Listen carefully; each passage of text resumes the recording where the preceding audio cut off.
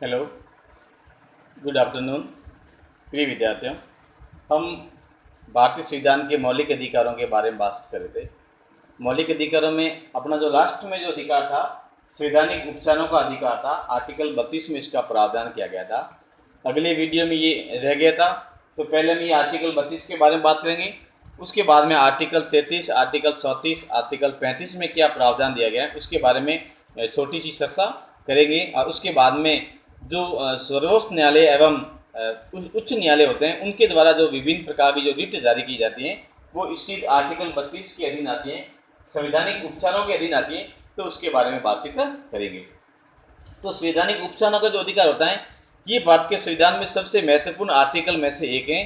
जब हमारे देश का संविधान बनकर तैयार हो गया था तो उसमें संविधान सभा में संविधान निर्माता डॉक्टर भीमराव अंबेडकर से संविधान सभा ने पूछा था कि आपको आर्टिकल 1 से लेकर के आर्टिकल 395 इसमें से आपको सबसे महत्वपूर्ण आर्टिकल 1 से लेकर आर्टिकल 395 इसमें से आपको सबसे महत्वपूर्ण कौन सा आर्टिकल लगता है। तो डॉक्टर भीमराव अंबेडकर ने एक मात्र कहा था इसमें से जो आर्टिकल जो 32 है ये सबसे महत्वपूर्ण क्योंकि आर्टिकल जो 32 है संवैधानिक उपचारों का अधिकार करता है।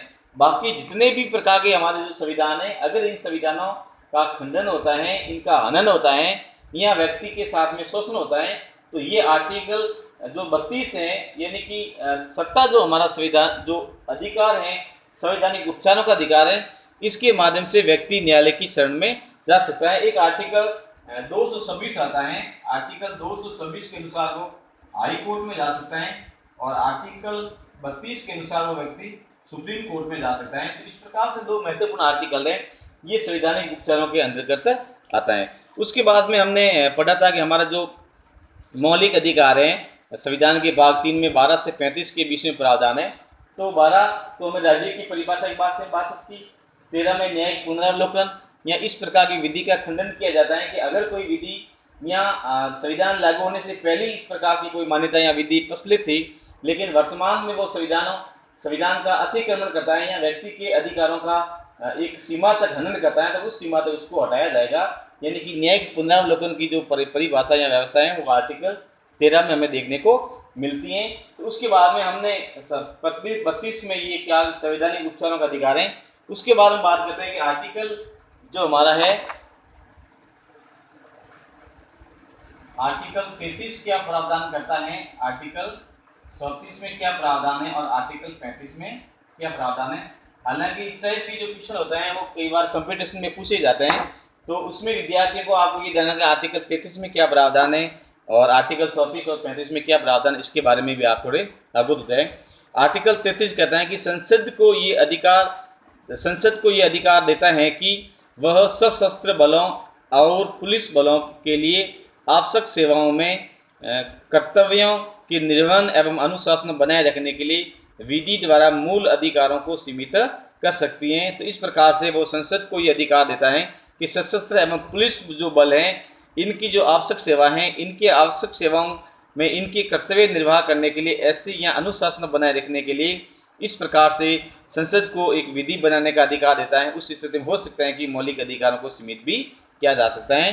तो उसके बाद में आर्टिकल हम 34 की जहाँ बात करते हैं उसमें ये प्रावधान दिया गया है कि जब किसी क्षेत्र में सेना विधि प्रवृत्त हो, सेना विधि का अर्थ होता है फौजी शासन प्रभावी हो। इसका मतलब है अगर किसी भारत के किसी भी भाग में सैनिक प्रशासन या सैनिक शासन है जो विशेषकर असाधारण परिस्थितियों में लगाया जा सकते हैं। हालांकि अभी तक हमारे देश में इस प्रकार का कोई प्रावधान नहीं किया गया, लेकिन असाधारण स्थिति में अगर फौजी कानून या सैनिक शासन लगाया जाता है देश में तो ये इस प्रकार से एक प्रकार से हालांकि ये राष्ट्रीय आपात से एक भिन्न व्यवस्था है, तो यहाँ संसद मूल अधिकारों पर प्रतिबंध लगा सकती है। इस प्रकार की व्यवस्था की गई है।